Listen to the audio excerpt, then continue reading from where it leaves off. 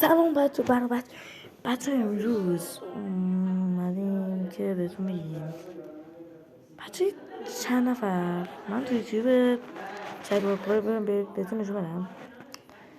بچه من رفتم تو اشتراکات سایت وارکوور. خب بچه من رفتم اینجا دیدم 2 ماه پیش آخرین ویدیوشو گذاشته و دوستشم چی بود دوستش حامد.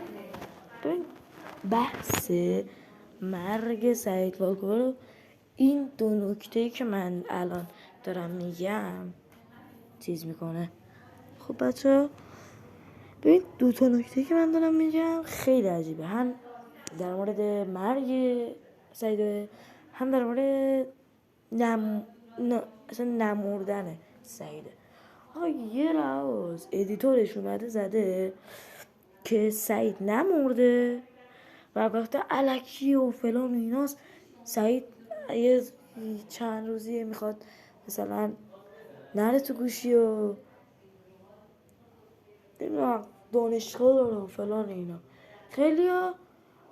بعد دوستش حامده نمیدونم کیه محمده میگه 2 تا تو کامنت های همین ویدیو زیرش زده که 2 تا قلب مشکی زده و اینجا خیلی داستان پیچیده میشه.